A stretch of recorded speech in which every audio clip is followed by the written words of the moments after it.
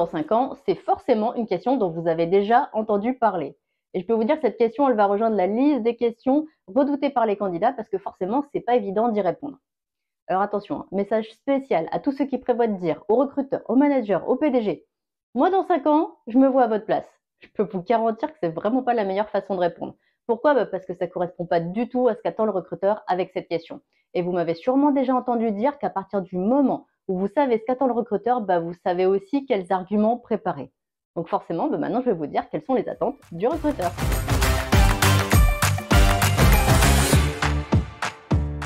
Alors pourquoi le recruteur a besoin de savoir si vous vous projetez dans l'entreprise? Parce que si vous vous voyez toujours dans l'entreprise d'ici 5 ans, eh bien ça veut dire que vous avez envie d'y rester, ça veut dire que vous projetez de vous y investir, ça veut dire que vous avez envie de faire partie de l'équipe, envie de faire partie des projets et donc forcément que l'entreprise vous intéresse. Donc maintenant, comment répondre? Eh bien vous pouvez dire par exemple, d'ici 5 ans, je me vois toujours chez, et puis vous nommez bien l'entreprise pour personnaliser la réponse et puis la rendre encore plus convaincante.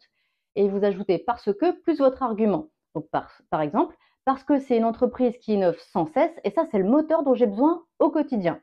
Autre exemple, parce que c'est une entreprise qui est très bien implantée sur notre territoire, ça va me permettre de développer plein de projets à l'échelle locale. Et ça, c'est exactement ce dont j'ai envie parce que ce territoire, j'y ai toujours vécu, j'y ai grandi et j'ai envie de m'y investir et de participer à le développer.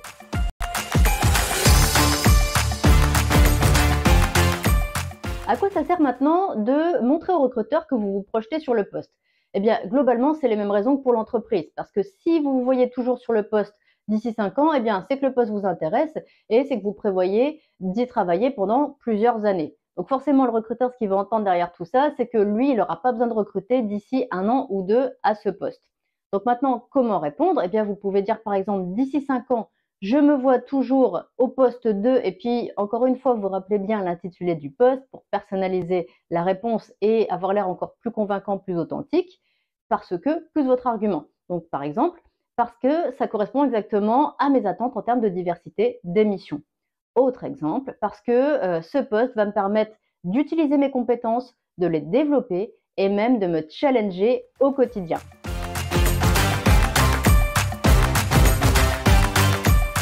Alors, qu'est-ce que ça veut dire être cohérent avec ce que vous avez dit avant? Eh bien, ça veut dire que si depuis le début de l'entretien, vous avez expliqué que le poste et l'entreprise vous intéressent, que ça correspond exactement à ce que vous recherchez, que vous avez envie de vous y investir, d'y rester, etc., etc., eh bien, il faut aussi que ça s'entende dans la réponse à cette question. Et justement, ce serait quoi une question pas cohérente? Eh bien, ce sont tous les candidats qui vont dire, par exemple, que ils ne savent pas du tout où ils seront dans 5 ans. Donc là, si le poste est à pourvoir en CDI, c'est vraiment ballot. Ou encore les candidats qui disent aux recruteurs, moi, je vis au jour le jour. Là, ça veut dire que vous vous projetez, mais alors absolument sur rien, même pas sur le lendemain, et que vous n'avez absolument pas prévu la suite. Ou encore pire, les candidats qui disent qu'ils se voient à un autre poste. Alors là, ce serait totalement incohérent. Il y a une exception à ça, c'est si depuis le début de l'entretien, vous avez expliqué qu'en fait, ce poste, c'est une étape pour atteindre un autre objectif professionnel. Sinon, ça ne marchera pas du tout. Donc, maintenant que vous savez tout ça, premièrement, dites-moi en commentaire où vous serez dans 5 ans. Et deuxièmement, si vous avez besoin de connaître les attentes des recruteurs pour d'autres questions d'entretien, eh bien déjà, je vous mets d'autres liens dans la description de la vidéo et je vous mets même une vidéo spéciale négociation de salaire juste après celle-ci. Alors maintenant, je vous dis bon courage et à tout de suite dans la prochaine vidéo.